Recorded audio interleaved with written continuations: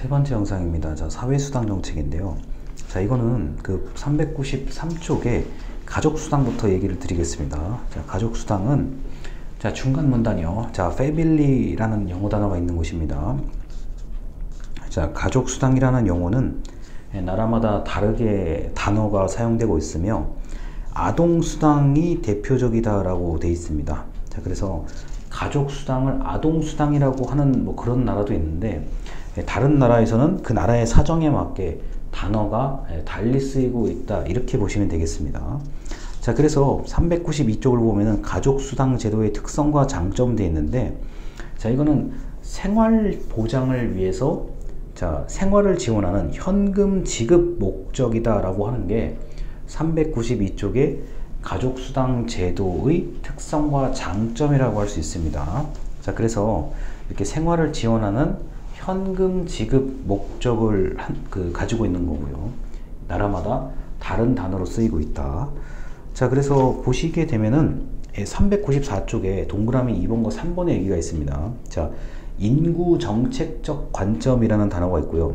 동그라미 3번에 아동 복지적 관점이 있는데, 자, 인구 정책적 관점은 이제 저출산에 대응하는 그런 의미의 이건 수당이다 라고 하는데, 이게 반드시 아동 복지만 있는 게 아니라 뭐 요새는 뭐 아동 수당뿐만 아니라 뭐 여러 가지 수당들이 많기 때문에 사실 아동 복지적 관점보다는 생애 주기별 관리라는 단어가 더 적합하죠. 자, 생애 주기별 관리. 자, 예를 들어서 아동은 아동, 그 다음에 자, 이제 청년은 청년, 노인은 노인, 이런 식으로 각종 수당이 생애 주기에 따라서 다 다르게 나타나 있다는 얘기고요.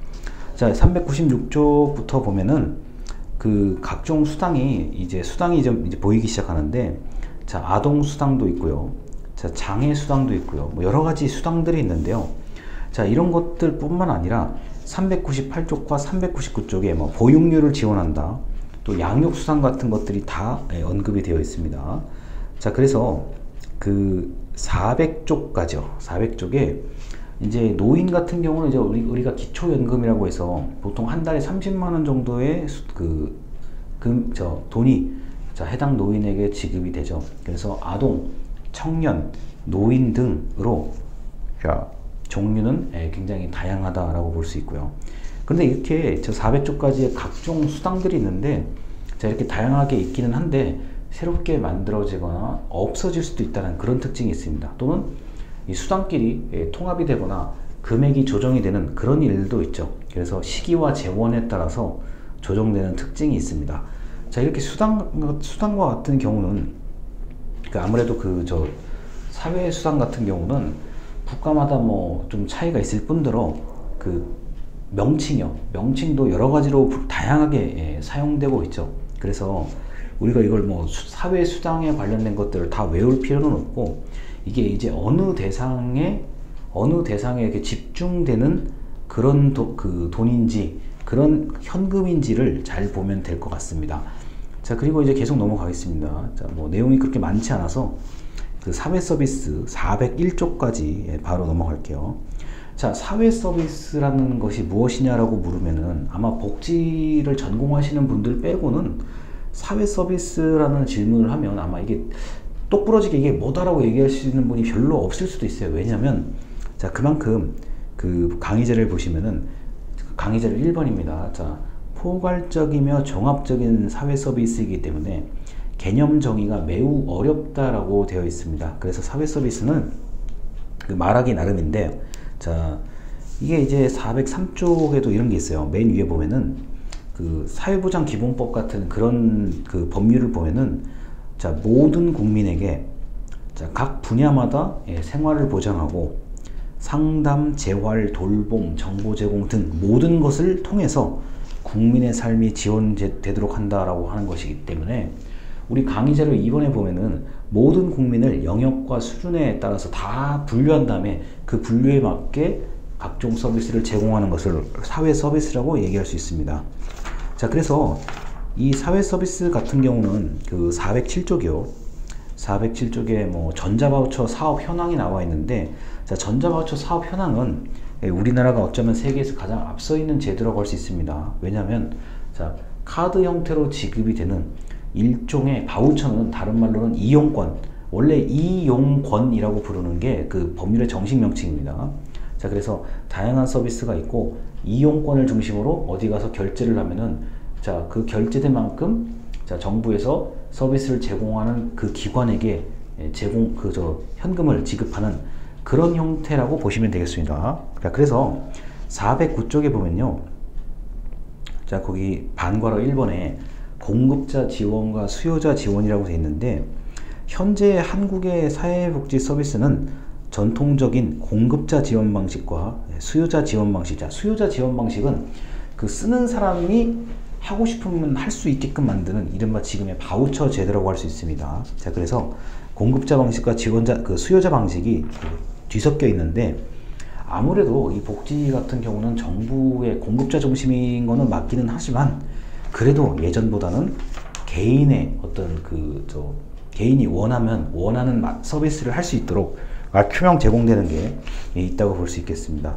자, 412쪽에 저출산 고령화 정책에 대해서는 더 얘기할 필요가 없을 정도로 아마 하루에 한 번씩 저출산 고령화, 그리고 자, 지방 소멸, 자, 지방자치단체 인구가 줄어들고 있다는 그런 얘기들을 뭐 하루에 한 번 정도 뉴스에서 찾아볼 수가 있습니다. 자, 생략하도록 하고요. 우리가 이제 어디냐면은, 자, 이게 이런 겁니다. 418쪽에 갑자기 이제 사회적 경제라는 단어들이 나와요. 사회적 경제는, 그런데 이제 뭐 여기서 이미 이 영상을 보고 계시는 분들이 사회적 경제에 관련된 뭐 사회적 기업이라든가 협동조합 같은 걸 운영을 하실 수도 있는데, 418쪽의 맨 아랫줄입니다. 자, 뭐 그 교재에 없는데 한번 설명드리면 아마 대번 아실 거라고 봐요. 자, 사회적 경제는 어떤 민주적인 의사결정 구조를 가지고 있고, 자, 자본에 따른 수익 배분을 제한하는 원칙에 따라 운영되는 조직이라고 할 수 있다 라고 되어 있습니다. 그래서 419쪽에 맨 위에 줄 보면 공정무역, 뭐 생활협동조합, 사회적 기업, 마을기업, 이런 것들이 바로 사회적 경제라고 하는데, 여러분 그 사회적 경제 우리나라 대표적인 거는 사회적 기업 이제 운영하시는 분들이 있고요. 예비 사회적 기업을 운영하시는 분들도 있고요. 그 다음에 협동조합을 운영하시는 분들이 있습니다. 자, 모두 처음에 생겼을 때는 이게 이제 무슨 뜻인가 싶어가지고 많은 분들이 좀 궁금해 하셨는데, 뭐 아시겠지만 사회적 기업, 진흥원 같은 그런 정부 기관에서, 공공기관에서 사회적 기업을 하고 싶은 분들에게 교육도 하고 각종 지원을 해주고 있고요. 협동조합도 마찬가지입니다. 이 협동조합을 운영하고 싶은 분들에게 나름대로의 지원을 다 하고 있죠. 자, 그래서 이 사회적 경제는 뭐 우리가 공유 경제, 굳이 나의 소유가 아니더라도 뭐 나도 이용하고 다른 사람도 이용할 수 있는, 우리가 뭐 자동차를 이제 같이 사용할 수 있는 이런 것들이 바로 사회적 경제의 대표적인 내용이라고 볼 수가 있고요. 자, 사회적 기업이나 협동조합은 운영하는 사람들이 수익을 창출하게 되고요. 자, 돈을 벌게 되면, 자, 당연히 운영하시는 분들이 돈을 이제 맞게 다 가져가는 게 맞기는 한데, 자, 일정 부분은 뭐 특정한 지역사회에다가 기여를 해야 된다라는 게 원칙에 그렇게 다 명시가 되어 있습니다. 그래서 지역사회에 어떤 각종 서비스를 제공을 하고, 일종의 그러니까 공익 더하기 사익의 개념이라고 보시면 정확해요. 다만 이게 수익을 너무 못 내면 이제 문제가 되는 거기 때문에, 아무래도 사회적 기업이라든가 협동조합이 할 수 있는 어떤 서비스나 제품이 비교적 넓지는 않아요. 하지만 과거에 비해서는 많은 사람들이 여기에 관심을 기울이고 있고, 그 다음에 이제 또 하시는 분들이 뭐 제품도 잘 만들고 서비스가 좋다고 하면은 또 그 동네, 그 지역에서 인기를 많이 얻는 그런 곳이기도 합니다. 자, 그리고 제가 모르고 빼먹은 게 있는데, 노인 일자리라고 되어 있는 부분, 강의 자료 4번에 대한 얘기를 제가 모르고 이제 넘어갔습니다. 자, 이 내용은 노인 일자리도 과거에는 정부가 그냥 하라는 대로 매우 단순한 일거리만 있었는데, 이제는 시장형으로 나누어 진행하기도 합니다. 그래서 뭐 시니어 클럽이라고 하는데, 뭐 시니어 클럽은 전국에 있는 데도 있고 없는 데도 있는데, 이 노인들을 다 이제 모시고, 또는 자발적으로 노인들이 이런 기관에 가셔가지고 그 어떤 특정한 그 일을 하면 그 일에 대한 대가를 벌어서 가는 그런 것들을 이야기합니다. 그래서 시니어 클럽 같은 경우는 그 이제 대표적으로 노인 시장형 일자리, 즉 노인이 정말로 일을 해서 그에 맞는 돈을 가지고 갈 수 있는 그런 서비스들을 많이 운영을 하고 있는데, 뭐 세차 하는 게 이제 세차, 그 다음에 세탁, 빨래 하는 거, 빨래 배달하는 것까지 포함해서요. 그 다음에 이제 반찬 만들기가 이제 보통 인기가 가장 있는 게 밑반찬 만들기 같은 게 아주 인기가 있고요. 그 다음에 때에 따라서는 뭐 그 재활용 제품 같은 거, 이런 거를 뭐 수거한다든가 어느 지점에서 어느 지점으로 옮긴다든가 이런 일들을 하고 계십니다. 그래서 노인 일자리 가운데 자, 공익형과 시장형으로 나눌 수가 있고, 시장형 사업을 좀 더 우선시하는 곳이 시니어 클럽, 대한민국에서는 시니어 클럽이라는 곳이 있습니다. 자, 그래서 자, 지금 이 영상에서는 사회 서비스하고 사회 수당에 관련된 얘기인데요. 아무래도 수당은 그 현금을 지급하는 쪽에 초점이 맞춰져 있고, 그 다음에 사회 서비스 같은 경우는 뭐 직접 어떤 것을 이제 제공을 해주는 것도 있겠지만, 바우처 제도요. 이제 내가 어떤 일정한 권리를 가지고 또는 그 한도액을 가지고 차감하는 형태로, 카드로 차감하는 형태로 이용을 하는 것도 있고, 그 다음에 방금 말씀드렸던 이제 수익을 추구하는 경우, 자, 사회적 기업이라든가 협동조합처럼 수익을 추구하고 나서 일부분을 사회에 환원하는 형태가 있고요.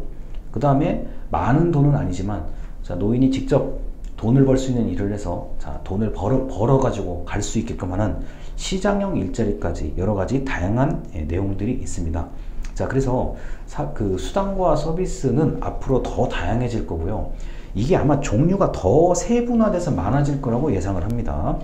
자, 그래서 그 사회복지 법제론에서 배우는 지금 수업을 제가 계속 하고 있는데 아마 나중에 더 자세하게 배우실 거예요. 자, 그래서 여기까지 일단 마무리하도록 하겠습니다. 감사합니다.